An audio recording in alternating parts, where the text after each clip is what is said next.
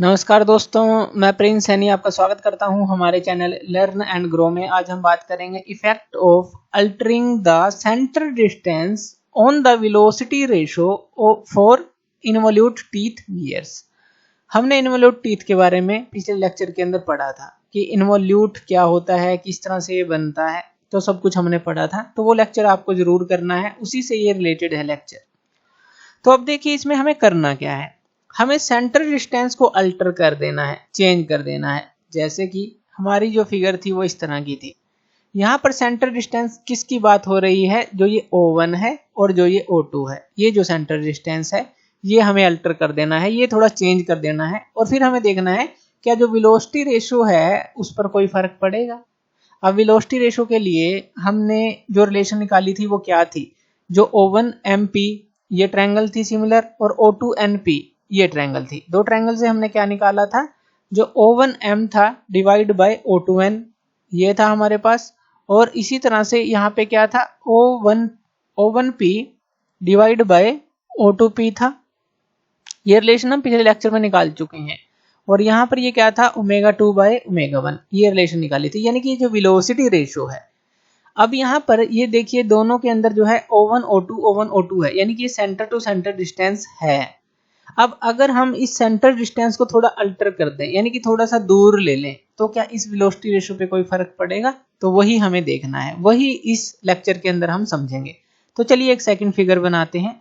और इस फिगर के अंदर देखिए ये O1 है और ये हमने थोड़ा सा अल्टर कर दिया। पहले यहाँ पे होना चाहिए था, अगर हम यहाँ पर देखें यहाँ पर होना चाहिए था, लेकिन हमने यहाँ पर ले लिया, तो हम इसको लिख लेते हैं O1 डैश। अब यहाँ पर देखिए जो O1 और O2 ये जो लाइन मिलती है, यहाँ पर पॉइंट P बनता है जो हमारा इस नॉर्मल को काटती है।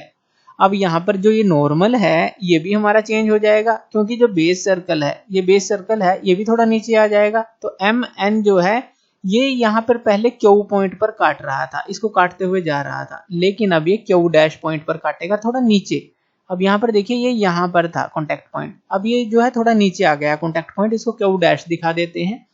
और O1 डैश से जो O2 हमने ये सेंटर लाइन मिलाई है, ये जो है हमारा ये जो पॉइंट है, यानी कि जो ये पिच सर्कल को काटेगी ये लाइन, इसको हम बोल देते हैं P डैश। तो इतना हमें करना है, यानी कि जो Q था Q डैश पे आ गया, P को हमने P डैश लिख दिया।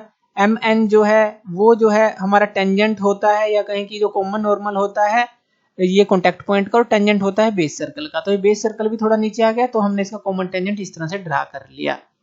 अब सारा कुछ जो है उसी तरह से हमें करना है। अब हमें सिमिलर ट्रायंगल कौन कौन सी लेनी है, एक तो हमें लेनी है O2NP डैश। अब ये पॉइंट P डैश बन गया, तो O2NP डैश हमने ये ट्रायंगल ले ली, जैसे इसमें ली थी O2NP। और दूसरी ट्रायंगल कौन सी लेनी है, O1 डैश M और P डैश, तो ये वाली।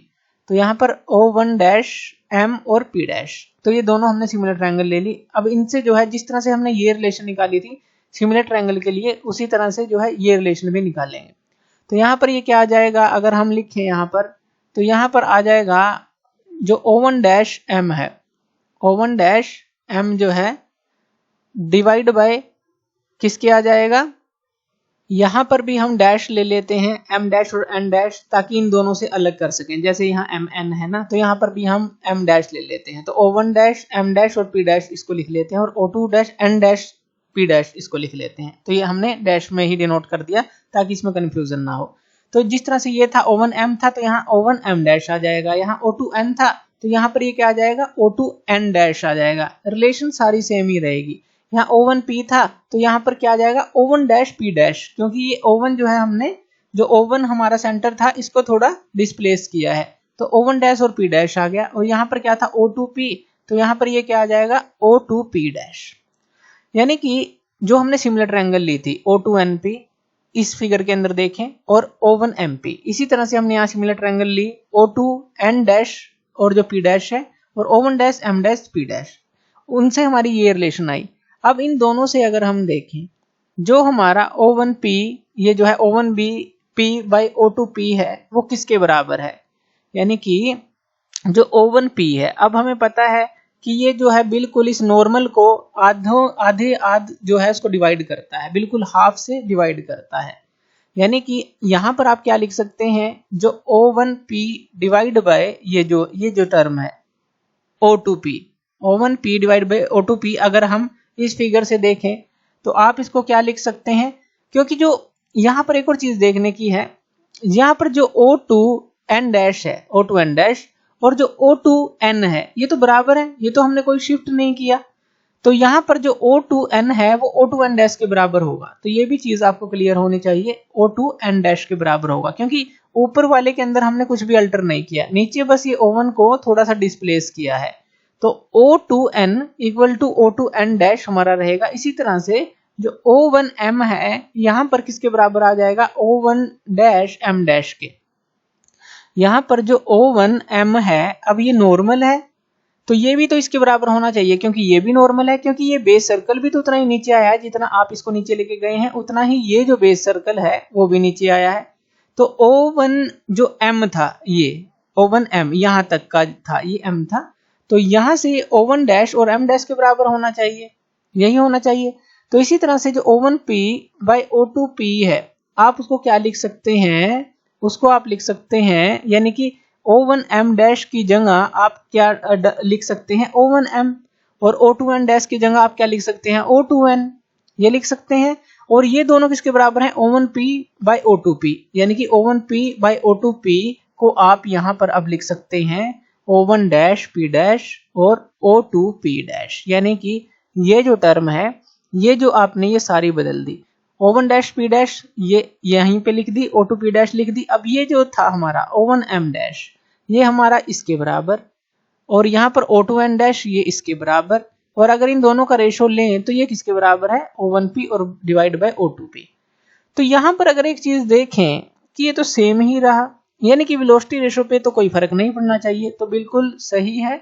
यहाँ पर अगर हम लिमिट के अंदर इसको थोड़ा डिस्प्लेस भी कर देते हैं, यानी कि ये कॉन्टेक्ट पॉइंट यहाँ था, यहाँ से यहाँ भी आ गया है तो कॉन्टेक्ट में ही, तो ज्यादा फर्क जो है वेलोसिटी रेशियो पर नहीं पड़ता, या कहें कि वेलोसिटी रेशियो पर कोई फर्क नहीं पड़ता। लेकिन एक चीज पर फर्क पड़ता है, वो होता है हमारा प्रेशर एंगल। प्रेशर एंगल यानी कि जो ये कॉमन टेंजेंट और इसके बीच में होता है जो फाई है, तो ये हमारा फर्क पड़ता है, बस ये जो है हमारा थोड़ा लार्ज एंगल हो जाता है। तो प्रेशर एंगल के ऊपर फर्क पड़ता है, प्रेशर एंगल इंक्रीज हो जाता है, इसको हम फाई डैश बोल देते हैं।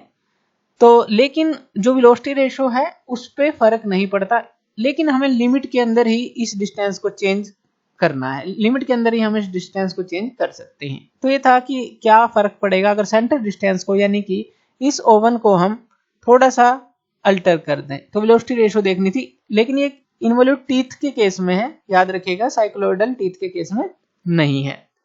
तो थैंक यू वीडियो देखने के लिए, और इसी तरह की वीडियोस के लिए आप हमारे चैनल लर्न एंड ग्रो पे हमें सब्सक्राइब कर सकते हैं। धन्यवाद।